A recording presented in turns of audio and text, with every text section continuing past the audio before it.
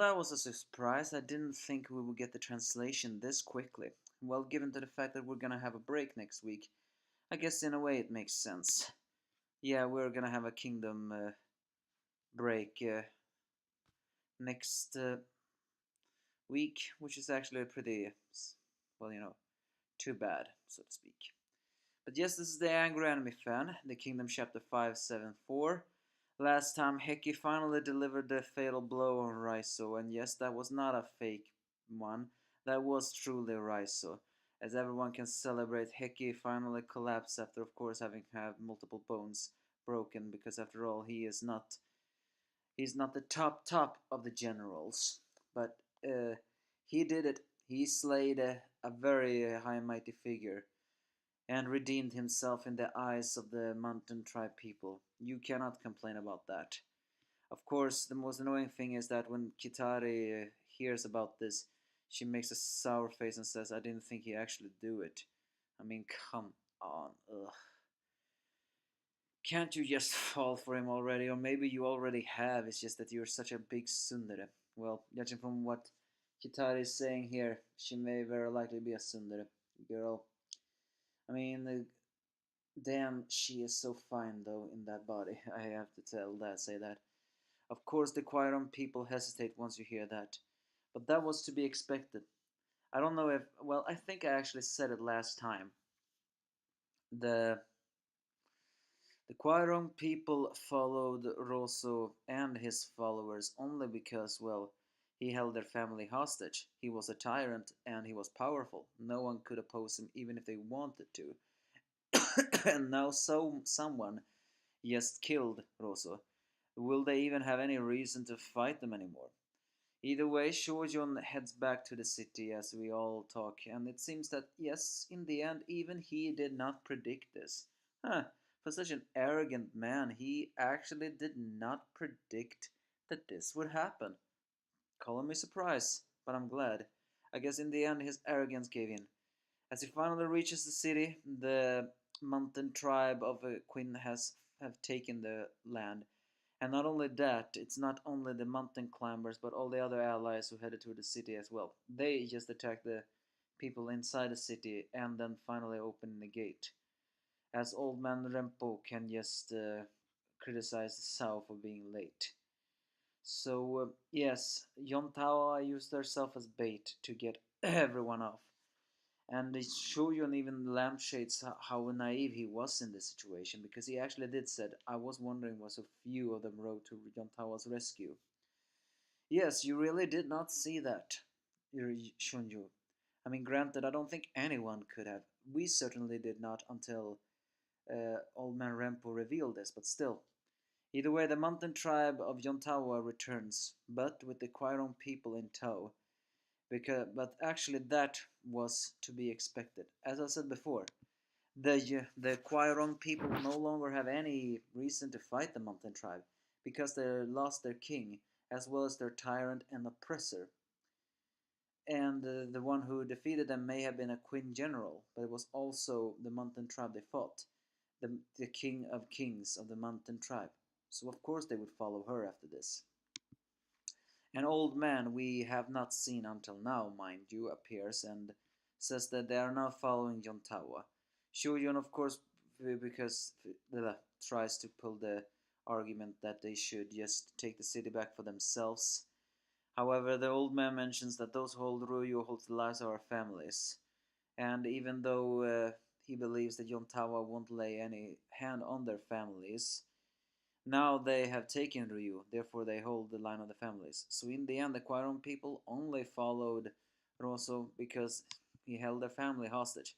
They may have seemed barbaric and all that stuff, but I guess in the end that's just because they wanted to embrace the bloodthirstiness of their ancestors in order to appeal to Rosso. Eh, and also of the fact that they Shuyon tries to pull the argument that they should take the city back for their own sake. However, the old man mentions that Sao had turned a blind eye to Roso's tyranny for a very long time, and that is actually true. I mean, Ribuko may have gone to the city and given Roso well, muttons and all that stuff, but he turned a blind eye to the tourney, once again showing that Riboku is a flawed and naive man.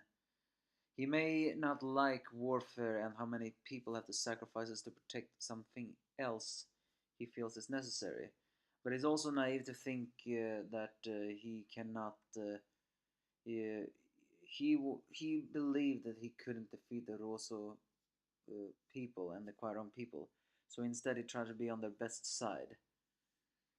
So with that, Yontawa offered to be their liberator, and not as conquerors but as comrades. Of course, Shunjun says that they are invading this land and just using them.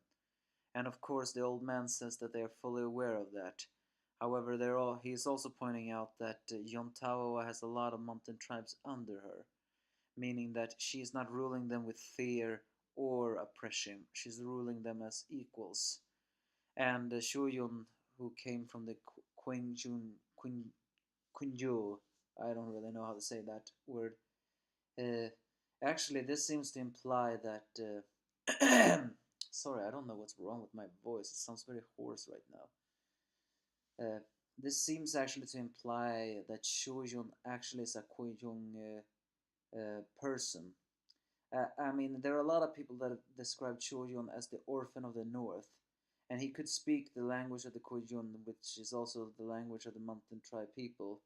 So I actually wonder, is it possible that Riboku saved an orphaned Shujun from the when he was from the Koyun people and then pledged his loyalty, or was he just a general that fought against the Koyunji for such a long time that he could learn their language?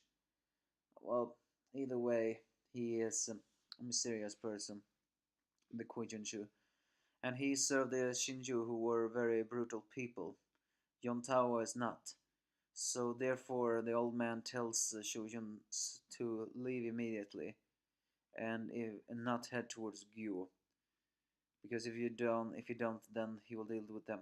With that, this is the victory of the mountain tribe people and the Heki army, who, of course, the first order of business when they enter the city is to fill their aching stomachs, and the Quairon people are reunited with their families, at least those who did not die. While Kitari actually mentions that this feels kind of naive, especially since they fought so long with each other. But Yontawa mentions she has only let a few number in, and also points out that she fought the Mera tribe and wasn't close to becoming also stabbers in the backers, but Kitare just shows her Sundara side. Eventually, the drums are rolled as Heki, carrying half care, leaned on a soldier, covered in bandages to head to toe. But this time, though, the mountain tribes are celebrating his name. Kitare may be a little Sundara in this way, but it's no shy to call right now Heki the hero of the mountain tribe people. He may not have been a Shin moment, but he certainly did break his limits this time and became a man that really could save the day, as both Yontawa and Heki greet each other. Is this gonna be the first sign that Yontawa will open her nethers to Heki? Sorry, I couldn't resist say that. I mean, who knows? Who knows, really? But yeah, burying the hatchet, especially fighting so long, is difficult. But I said it before. In war, you really shouldn't have anything personal against the people you fight. It's war. You fight for survival. You fight for to protect what you want, and some just fight for the thrill of it. So in the end, the one who wins is the winner, the true liberators of the mountain tribe. And she has honored her deal before. Now is the thing, though. They haven't slept for an entire day. They may have filled their aching stomachs, but they haven't slept for an entire day. Or maybe they have now, at least a little bit. But my point is, what will Yontao and Heki do now? Heki seems too wounded to be able to fight for a while now. After all, he hasn't miracles healing. But they cannot just stay in this city and, rest for a while. No, they have to return to Orsen's army. with perhaps the Quanrong people's food as increased food supply. But I wonder, really, if they will do that. I mean, they are tired, they fought for an entire day, mind you. They will have to sleep. But I guess we'll see, right? Either way, it's the Mountain Tribe victory. We will have no chapter of Kingdom next week since it goes on a break. But awaits us next, no idea.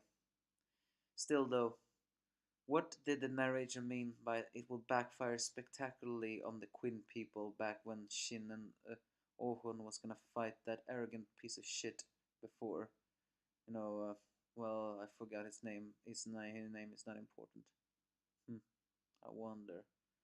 Was they only implying Akko being wounded? You give me your thoughts if you have any.